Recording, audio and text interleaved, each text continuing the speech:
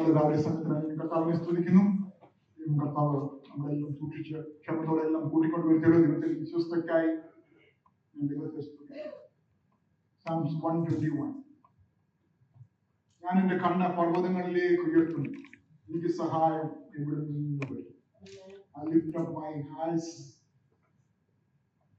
from my help comes from. എനിക്ക് സഹായം വരുന്ന പർവ്വതത്തിലേക്ക് കണ്ണുകൾ. The heading it says the song of ascents. ആരോഹണ ഗീതം. എന്താണ് ആരോഹണ ഗീതം? Deuteronomy 16:16 says, all the men of Israelites have to go to the temple 3 times a year. While they are climbing the mountain, they are going with this praise song. ഈ സങ്കീർത്തനം പാടിക്കൊണ്ടാണ് അവര് ദേവാലയത്തിലേക്ക് പോകുന്നത്. 3 പ്രാവശ്യം വർഷത്തിൽ. അതിനൊരു പ്രോമിസ്, ആ ദൈവത്തിന്റെ കൽപ്പനയ്ക്ക് പിന്നിൽ ഒരു പ്രോമിസ് ഉണ്ട്.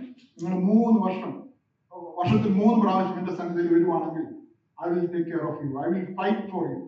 I will keep your land and all the assets. I will keep you. എന്റെ എല്ലാം ഉത്തരവാദി ദൈവമായിരിക്കും. 3 പ്രാവശ്യം വർഷത്തിൽ എന്റെ സന്നിധിയിൽ വരുവാണ്. ഇപ്പോൾ കാലം ദൈവം നമ്മളോട് ആവശ്യപ്പെടുന്നതാണ്, നിങ്ങൾ തലകളെ ഉയർത്തി ഇപ്പോൾ കാലം എന്നെ അന്വേഷിക്കുകയാണെങ്കിൽ നമ്മൾ പാട്ട് പാടിക്കും. നമ്മൾ പാടി യേശു മതി.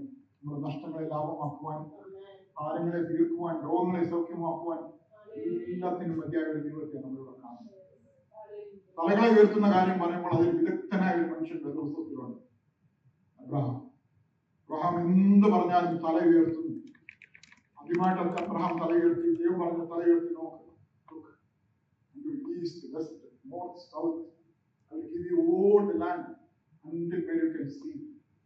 ഇതിന്റെ ഒരു പ്രോമിസ് ഒക്കെ കൊടുക്കുക. തെക്കോട്ടും വടക്കോട്ടും കിഴക്കോട്ടും പടിഞ്ഞാറോട്ടും നോക്കുക. ഈ വസ്തു എല്ലാം ഞാൻ നിനക്കും നിന്റെ സന്തതിക്കും അവകാശമായി തരുമെന്ന് പറഞ്ഞു. ഇങ്ങനെ ഇന്ന് വരെ അത് ആ പ്രോമിസ് അവരുടെ മേൽ നിൽക്കുകയാണ്. വീണ്ടും 14-ാം അധ്യായത്തിൽ വരുമ്പോൾ നമ്മൾ കാണുന്നുണ്ട്, മമ്രയുടെ തോപ്പിൽ ഇരിക്കുമ്പോൾ 3 പുരുഷന്മാർ അബ്രഹാമിന്റെ നേരെ വരുന്നു. ഉടനെ തലപൊക്കി നോക്കി 3 പുരുഷന്മാർ വരുന്നത് കാണുന്നു. അബ്രഹാം ഓടിച്ചെന്ന് ഒരാളിനെ പോയി നമസ്കരിച്ചിട്ട് ഒരു 3 പേരെയും വീട്ടിലേക്ക് വിളിച്ചുകൊണ്ട് പോയി സൽക്കരിക്കുന്നത് കാണുന്നു. വീണ്ടും പ്രോമിസ് കൊടുക്കുകയാണ്. ആദ്യം കൊടുത്ത പ്രോമിസ്, രണ്ടാമതൊരു പ്രോമിസ് തന്റെ വീട്ടിലേക്ക് വരികയാണ്. എല്ലാം തലപൊക്കി നോക്കി കാണുന്ന അബ്രഹാമിന്റെ അനുഗ്രഹമായിട്ട് ഈ പകൽക്കാലം നാം കാണുന്നു. അബ്രഹാമിന് കഴിയുമെങ്കിൽ ഈ പകൽക്കാലം ദൈവം നമ്മളിൽ നിന്നും ആഗ്രഹിക്കുന്നത് നമ്മുടെ തലകളെ ഉയർത്തി നോക്കണമെന്നുള്ളത്.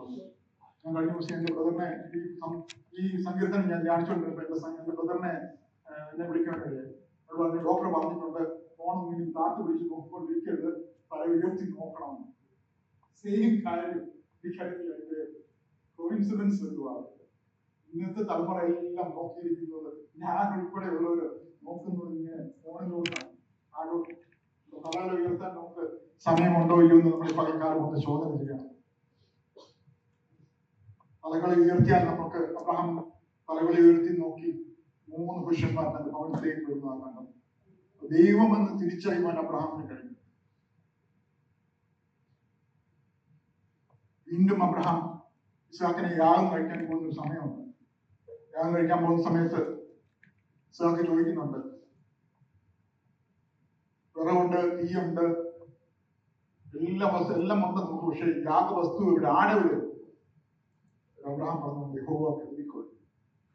നാട്ടിൽ ചെന്നപ്പം, അവിടെ മുറിയാമലയിൽ ചെന്നപ്പം തല പൊക്കി നോക്കിയപ്പോ കണ്ടത് കാട്ടിലൊരു ആട് കുരുങ്ങിക്കിടക്കുന്നതാണ്. നിരവും താൻ തല പൊക്കി നോക്കി തന്റെ വാഗ്ദത്തത്തെ നാം കാണുന്നുണ്ട്. പകൽക്കാലം നമുക്ക് തല പൊക്കി നമുക്ക് ഹിന്ദുമയനായ ദൈവത്തെ ഒന്ന് കാണുവാൻ കഴിയുമോ?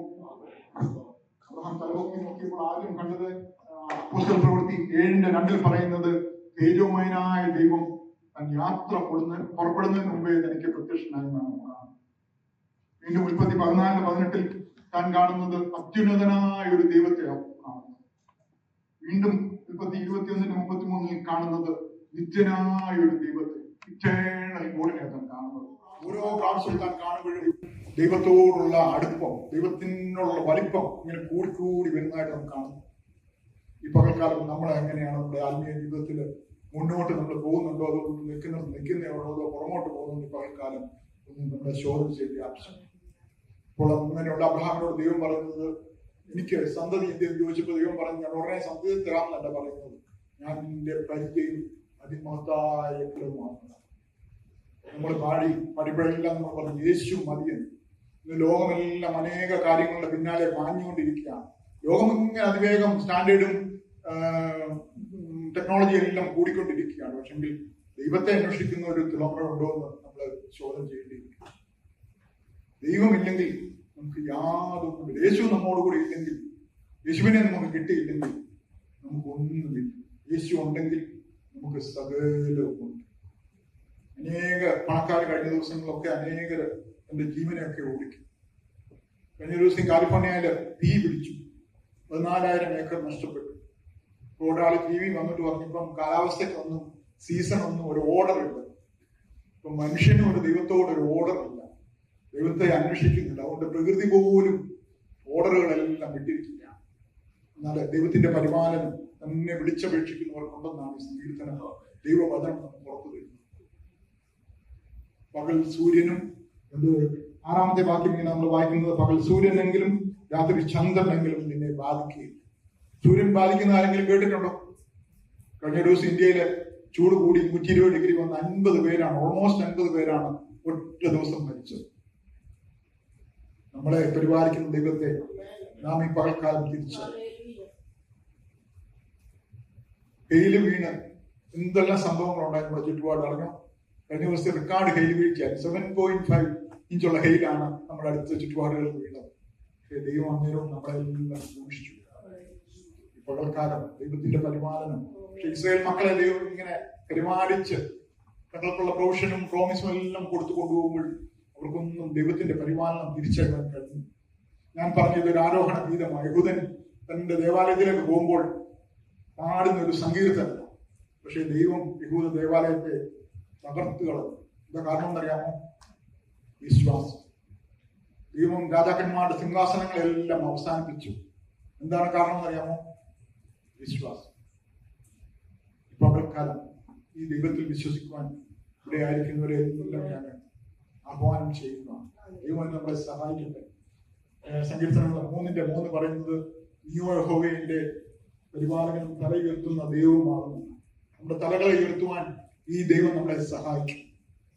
വീണ്ടും നമ്മൾ ഇങ്ങോട്ട് അബ്രഹാമിന്റെ കഴിഞ്ഞിട്ട് ഒരു ഇസ്ഹാക്കിന്റെ സമയം വരുമ്പോൾ, ഇസ്ഹാക്കിന് വേണ്ടി ഒരു ഭാര്യയെ അന്വേഷിച്ച് എലിയാസർ പോയി തിരിച്ചു വരുമ്പോൾ ഇസ്ഹാക്ക് തലപൊക്കി നോക്കിയപ്പോൾ കണ്ടത് ഒട്ടകങ്ങൾ വരുന്നതാണ്. അത് ജെനസിസ് 24:63 നമ്മൾ വായിക്കുന്നു. ഉടനെ റിബേക്ക ചോദിക്കുന്നുണ്ട്, ഈ വെളിപ്രദേശത്ത് നിന്ന് വരുന്ന മനുഷ്യൻ ആരാണ്? എലിയാസർ പറയുന്നുണ്ട്, ഇതാണ് എന്റെ യജമാനൻ ഇസ്ഹാക്ക്. നമ്മൾ തലപൊക്കി നോക്കേണ്ടതിന്റെ ആവശ്യം, പരിശുദ്ധാത്മാവ് നമ്മളെ സഭയെ ദൈവത്തിന് പരിചയപ്പെടുത്തി കൊടുക്കുന്ന ഒരു അവസരം വരാൻ പോവുകയാണ്. അതിനുവേണ്ടി കാത്തിരിക്കുന്നവരുടെ മേൽ, തന്റെ മുഖത്ത് നോക്കിയിരിക്കുന്നവർക്ക് വേണ്ടി സഭയെ ദൈവം പണിയുന്ന, യേശു പണിയുന്നുണ്ടെങ്കിലും നമ്മളെ പരിചയപ്പെടുത്തി കൊടുക്കുന്ന ഒരു ജോലി പരിശുദ്ധാത്മാവിന് വേണ്ടി ഉള്ളതാണ്. ഈ പകൽക്കാലം നമ്മൾ ദൈവമുഖത്തേക്ക് നോക്കിയിരുന്നാൽ നമ്മളെ വിശുദ്ധാത്മാവ് പരിചയപ്പെടുത്തി കൊടുക്കും. പാപത്തെക്കുറിച്ചും നീതിയെക്കുറിച്ചും ന്യായവിധിയെക്കുറിച്ചും പരിചയപ്പെടുത്തുന്ന ഒരു, നമ്മളെ ബോധ്യപ്പെടുത്തുന്ന ഒരു പരിശുദ്ധാത്മാവ്. ആ പരിശുദ്ധാത്മാവ് തന്നെ നമ്മളെ സഭയെ യേശുവിന്റെ മണവാട്ടിയായിട്ട് ചേർക്കുവാനിടയാണ്. വീണ്ടും നമ്മൾ വായിക്കുമ്പോൾ ജോഷുവയുടെ പുസ്തകം, ജോഷുവ ചാപ്റ്റർ 5:13-14, ജോഷുവ 4ാം തലമുറക്കാരൻ. അദ്ദേഹവും തലപൊക്കി നോക്കിയപ്പോൾ ഒരു സൈന്യങ്ങളുടെ ഒരു അധിപതിയായിട്ട് വാളും ഒരു തന്റെ മുമ്പിൽ നിൽക്കുന്നതാണ്. പക്ഷെ ജോഷുവ തന്നെ ദൈവമെന്ന് വിളിച്ച്, യഹോവയെന്നൊക്കെ വിളിച്ച് നമസ്കരിക്കുന്നതായിട്ട് നാം കാണുന്നു. ഈ പകൽക്കാലം തലമുറയായിട്ട് നമ്മുടെ സങ്കേതമായിരിക്കുന്ന ദൈവത്തെയാണ് നമ്മൾ സേവിക്കുന്നത്. നമ്മൾ ദൈവത്തിന്റെ മുഖത്തേക്ക് നോക്കിയാൽ നമ്മുടെ തലമുറയ്ക്ക് വേണ്ടി ദൈവം കരുതും. അതാണ് ഈ ദൈവത്തിന്റെ വേദപുസ്തകം മുഴുവൻ, ദൈവത്തിന്റെ വചനം മുഴുവൻ പറയുന്നത്. വേദപുസ്തകത്തിൽ ആദ്യത്തെ 11 അധ്യായം മാറ്റിവെച്ചാൽ അത് ചരിത്രമാണ് പറയുന്നത്. അത് കഴിഞ്ഞാൽ ബാക്കി മുഴുവൻ ഒരു മനുഷ്യന്റെ ചരിത്രമാണ്. ഉൽപ്പത്തി പുസ്തകം 12 മുതൽ വെളിപ്പാട് പുസ്തകം 22 വരെ എടുത്താൽ ഇസ്രായേൽ മക്കളുടെ ചരിത്രവും ഇസ്രായേൽ മക്കളോടുള്ള ദൈവത്തിന്റെ സംസാരമാണ് കാണുന്നത്. അതൊരു ലവ് സ്റ്റോറിയാണ്. നമുക്ക് വേദപുസ്തകം ഒരു ലവ് സ്റ്റോറി കണക്ക് വായിക്കുവാൻ കഴിഞ്ഞെങ്കിൽ ഞാൻ ഈ പകൽക്കാലം ആഗ്രഹിക്കുകയാണ്. ദൈവം സ്നേഹമാണ്. നമ്മളും ദൈവത്തെ സ്നേഹിക്കണം, ദൈവം നമ്മളെ സ്നേഹിക്കുന്നുണ്ട്, നമ്മളും ദൈവത്തെ സ്നേഹിക്കണം എന്നുള്ളത് ദൈവത്തിന്റെ ആഗ്രഹമാണ്. എങ്കിൽ മാത്രമേ നമുക്ക് ഇത് ചെയ്യുവാൻ, ഇതിലേക്ക് കടന്നു വരുവാനായിട്ട് കഴിയത്തുള്ളൂ.